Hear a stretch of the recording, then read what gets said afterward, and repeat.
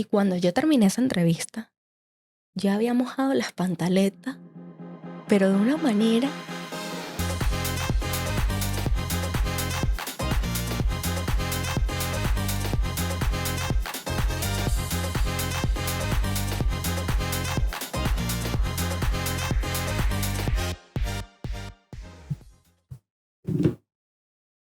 Ahora sí, el episodio 1, luego del episodio piloto.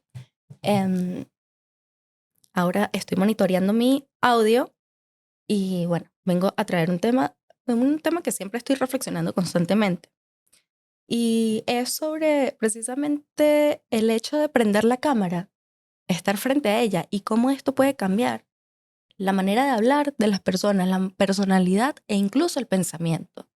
Y ese fenómeno me parece una locura porque yo lo vivo grabando y produciendo contenido audiovisual y estoy siempre detrás de cámara y que de repente cuando se sabe que se está grabando, cuando se hace el clap para unir audio con video, ahí la gente la pierde, o algunas personas, no todo el mundo. Y me parece que quisiera entender qué pasa en la cabeza. ¿Qué pasa en ese cambio cuando una persona sabe que está siendo observada por otros? Por ejemplo, yo estoy aquí ahora y entiendo que mi personalidad y la manera en la que me proyecto es distinta porque sé que va a haber gente ahora mismo escuchándome. De hecho, tener el monitor del audio ahora mismo me hace sentir incómoda. Es más, me lo voy a quitar porque es horrible saber cómo se escucha mi voz. Entonces, eso es simplemente para hacer el monitoreo del audio. Quisiera como hablar para escucharme no tan amplificada y poder hablar de un tema que simplemente va relacionado a esto. ¿Cómo nos percibe el otro? ¿Cómo cambia mi pensamiento cuando sé que una cámara está grabando? ¿Cómo una persona entra en un estado de performance? ¿O cómo también de repente es miedo escénico? Por ejemplo, cuando en primaria recuerdo que uno estaba exponiendo o en la universidad, en cualquier edad le tocaba exponer y los nervios que se sentían ahí eran una cosa de locos. O sea, yo recuerdo cuentos de mi papá, por ejemplo, que cuando estaba estudiando una maestría, que habían profesoras que estaban como había que como inyectarles suero o algo para que no se fuesen a desmayar del miedo, del pánico escénico de verse expuestos. Entonces lo pienso así, digo, claro, ahora nosotros tenemos un dispositivo que nos grabamos nosotros mismos y entramos en un performance, que es otra parte, es otra rama de lo que estoy diciendo, porque estoy hablando primero del miedo escénico, de cómo cambia la personalidad de una persona. Obvio, no es la personalidad de un animal, o sea, la personalidad, la conducta, el behavior, el comportamiento de alguien cuando sabe que está siendo grabado o cuando se está grabando a sí mismo. Y me parece muy interesante porque yo he visto eso, lo he visto muchas veces y he visto, por ejemplo, em, voy a contar una anécdota para entrar en tema. Una vez yo estaba en Caracas trabajando en una productora que hacíamos muchos proyectos y entre esos hicimos una asistencia a una periodista que se llama Nitu Pérez Osuna, que ella hacía un curso de lenguaje corporal, cómo proyectarse uno, cómo manejar las manos, cómo actuar en una entrevista de trabajo o en una entrevista audiovisual. Y uno de los experimentos que se hizo esa vez fue sacar a todo el grupo del salón y dentro del salón se iba a poner una cámara, una persona iluminando y esta periodista trabajaba en un canal que era así como de grandes ligas en Venezuela, que se llama Globovisión, y parte de la productora en la que yo estaba, ellos también trabajaban en ese canal. Entonces todos los equipos, todo lo que se usaba era a nivel de televisora nacional, o sea, era a nivel de rueda de prensa, así, grandes ligas. Entonces, ay, perdón. Bueno, ya que dañé un poco aquí el audio, voy a introducir unos sonidos que tengo por acá. A ver, vamos a poner aquí una. ¡Ay! Sí. Esto es una consola que tiene audios. eh, y bueno, nada, ya que la tengo aquí, pues quería usarla, ¿no? Vamos a aplaudirme para continuar con el tema. Muchas gracias, de verdad, muy amable. Bueno, ya, por favor, ya. Ay, Dios mío. Bueno, resulta que en ese ejercicio que hacemos, sacan a todas las personas del salón y ellos no sabían que al entrar iban a tener a un camarógrafo con una camarota gigante, con la luz, y ella con un micrófono y los iba a entrevistar en un caso inventado donde se decía que la persona que entró al salón, que sería el alumno de ese curso, había estado implicado en un robo o algo así, y que la policía había ido a allanar su casa, que qué tiene él que decir para defenderse. Claro, cuando la cara, o sea, era un salón como de, vamos a poner 15 personas, puede ser, no recuerdo ahora, pero yo estaba dentro, era parte del equipo que estaba asistiendo a ese experimento, y de repente la cara de la gente cuando entraba y veía un camarógrafo y una luz era un verdadero deleite para quien estudia estas cosas de la psicología. Era como una transformación de la cara, de los gestos y las respuestas. Es lo que me hace pensar que en efecto, cuando uno tiene una cámara enfrente, una luz, un micrófono, puede cambiar no solo el comportamiento, sino el pensamiento. Porque a una de esta gente que los entrevistaban, le decían, mira, pero la policía allanó tu casa, ¿tú qué tienes que decir a esto? ¿Qué tal? Y la persona decía, a mí que me allanen, que me allanen. ¿Y en qué estado mental normal, racional de un ser humano va a querer que lo allanen?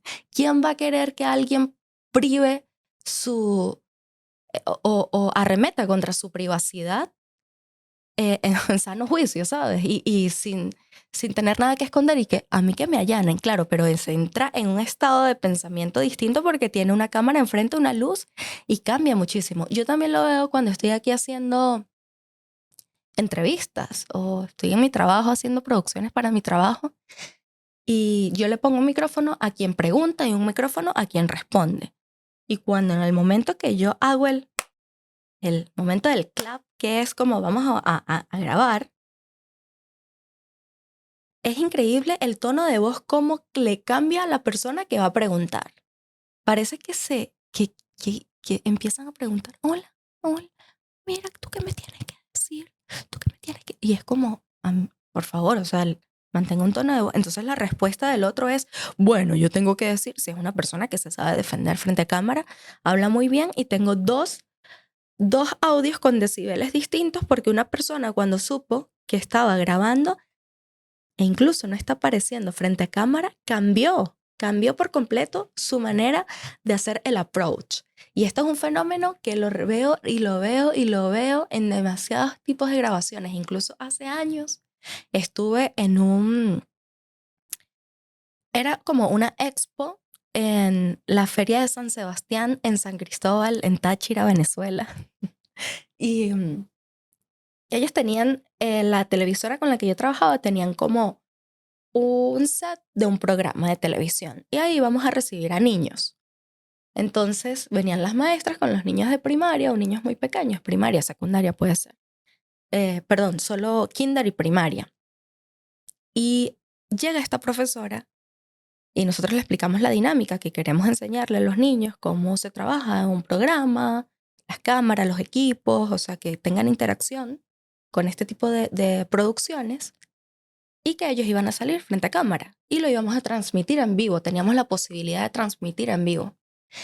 Y esta persona, la profesora, la maestra, estaba muy nerviosa. Estaba como, yo no sé qué decir, yo no sé qué hacer, con una vulnerabilidad así. De paso que esta era la clásica mujer profesora bonita, ¿saben? Esa profesora, la profesora linda a la que Carlos Vives le canta en la canción esa de mi profesora de inglés, ¿sabes? Como esa profesora de pantalones pegados y ese culo gigante y las mechitas y tal, y la clásica profesora que llama la atención, era ella, era ese personaje, por decirlo así. Y Y entonces ella de repente, nosotros le explicamos la dinámica de que simplemente es hablar con los niños y entender la estructura de un programa y listo. Cuando nosotros apretamos el botón grabar, se transformó por completo. Nadie le dijo cómo actuar, solamente que guiar a los niños. Esa mujer de repente agarró y literal de verdad que se lanzó como una coreografía cuando supo que estábamos grabando. Hizo así, como que hizo así. Buenos días, buenos días, buenos días, buenos días, buenos días. Hola, ¿cómo están? Y ahí agarra uno de los niños, que se ve como el clásico más indefenso, el que es más bajito que todos, el niño así que todavía está como, se está desarrollando más lento que los demás o algo así. Va directo a él y le dice, mira, dime tu nombre, como si ella no lo supiera. Entró en un personaje que uno dice, Dios mío, ¿quién le dijo a ella que actuara así? Entró en ese personaje y de repente, ¿cómo te llamas? David. Ay, David, mira, David, ¿y tú tienes novia? No, no tengo.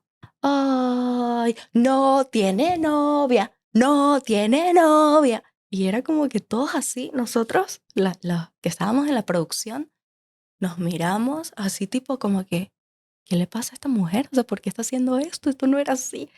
Claro, en una sociedad donde el, el, eh, esas cosas son como de risa y ya era burla, pero en realidad eso era una intimidación al bebé, ¿sabes? Al niño, un niño que le están diciendo todos en coro, no tiene novia.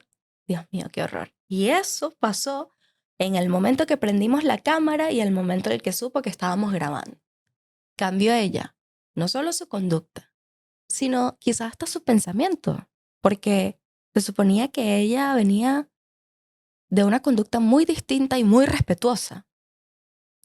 Y esto también me lleva a pensar otra anécdota que tuve más personal y que no amerita un equipo tan grande de cámaras ni de luces, sino más como común, que es la cámara con la que uno habla o tiene una reunión en el trabajo. Ese tipo de cámara también genera ese efecto. Por ejemplo, yo recuerdo una vez una entrevista muy importante para mí laboral. Era como esa primera entrevista en la que yo podía entrar en el mundo de la producción de contenido audiovisual aquí en Irlanda.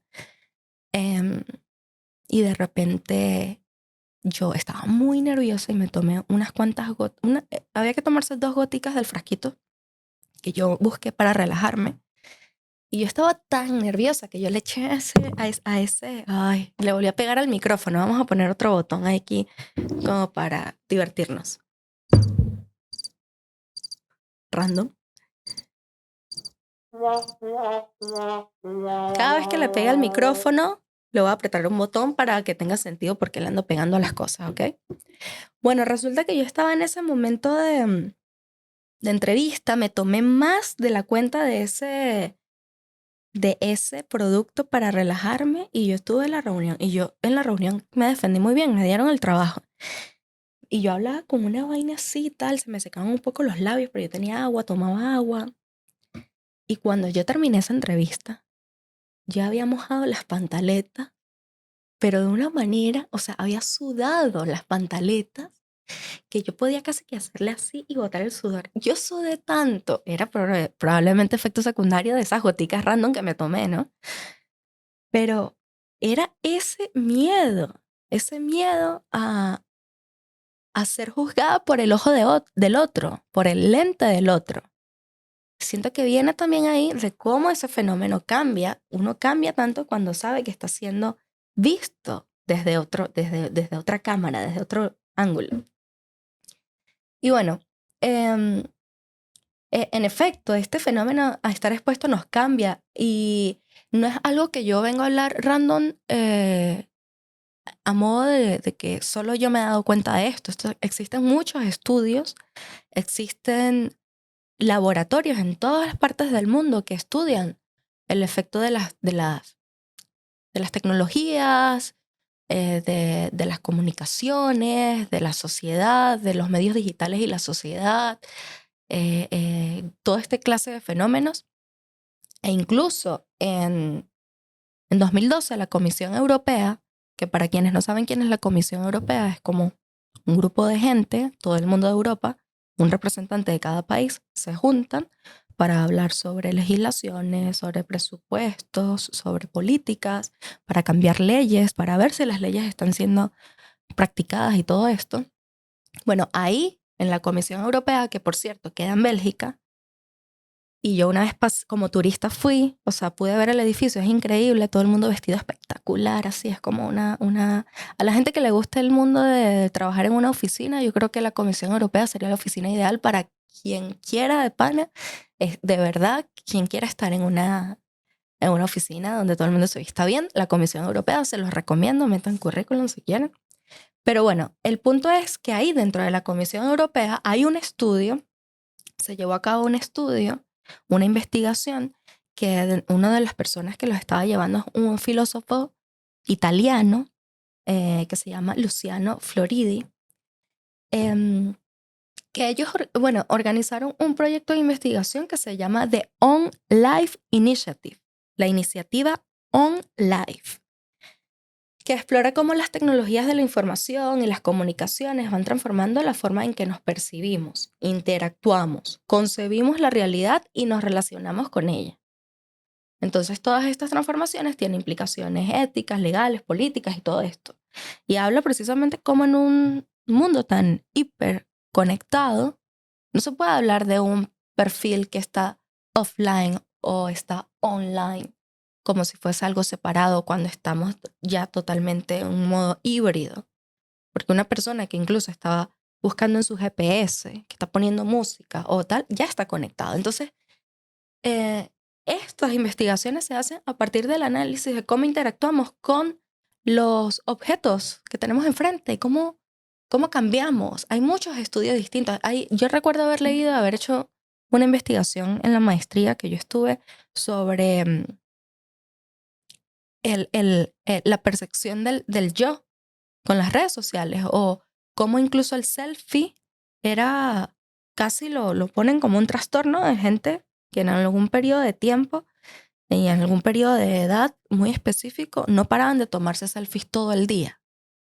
Entonces, em, es como también dentro de todos estos estudios existe esta parte que es efecto lupa, le llaman, un efecto lupa magnificador, que viene relacionado a todo lo que está diciendo. ¿Cómo? ¿Qué es lo que pasa en la mente para que una persona cambie sus pensamientos cuando sabe que está grabado? ¿Qué pasa?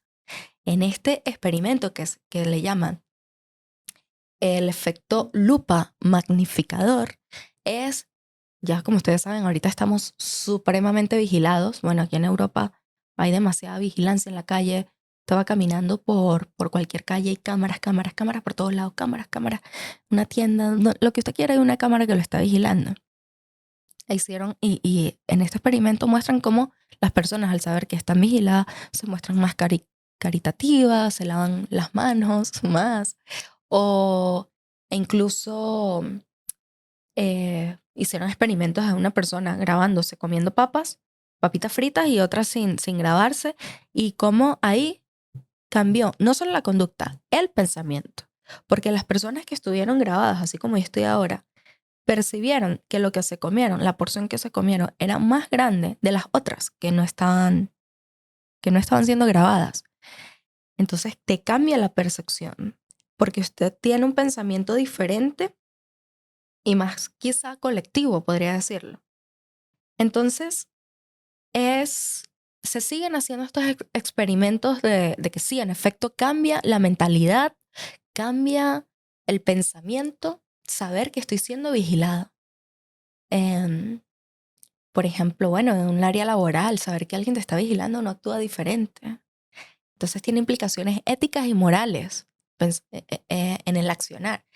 Y bueno, otro debate sería si está bien ser este surveillance que vivimos, esta vigilancia eterna que se supone que son para fines de cuidar a la sociedad, fines de delincuencia o estas cosas, y por ahí la clavan, pues. Entonces, claro, ¿cuáles son los efectos de esto sobre la confianza, sobre la autoestima? Si saber que yo cuando estoy comiéndome algo, por ejemplo, este simple experimento, ejemplo, percibí la porción de lo que me estoy comiendo distinto. Me percibí distinta mientras estoy. Incluso le hicieron a jugadores de badminton el experimento mientras jugaba. Y mientras estaban siendo observados, ellos ellos maximizaron los errores que cometieron, los describieron como algo más horrible de lo que realmente era. O sea, como que las personas cuando están haciendo una actividad y están siendo observadas por otros, cuando cometen un error, ellos mismos lo maxifican más.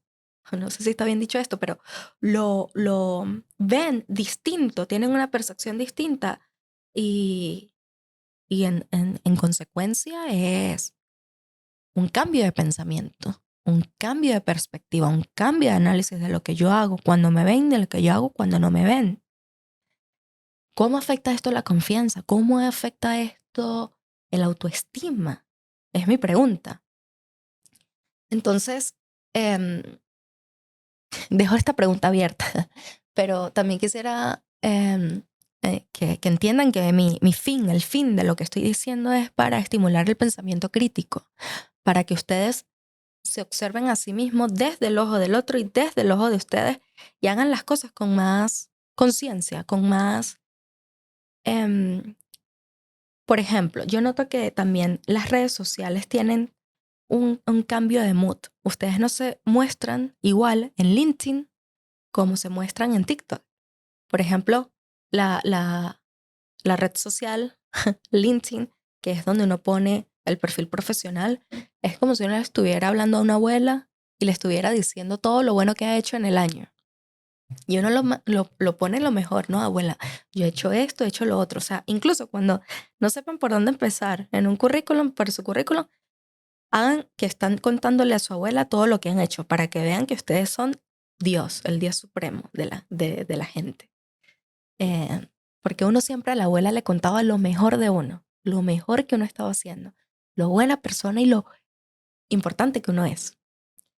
Y, y luego, em, en TikTok, por ejemplo, yo veo que o los profesionales cambian demasiado su manera de ser. Por ejemplo, una nutricionista empieza, una, nutri- una nutricionista empieza con el y a dar consejos de nutrición apuntando el dedo, ¿sabes? Pero en LinkedIn se muestra distinto.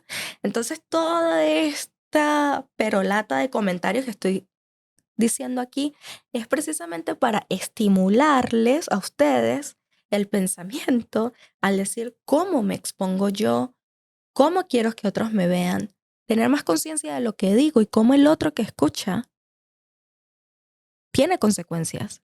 Entonces, a la hora de prender la cámara y de grabarse, entender la realidad como, como un todo también, porque no estamos online, no estamos offline, somos un híbrido. Y ser un poco más congruente, no ser como tan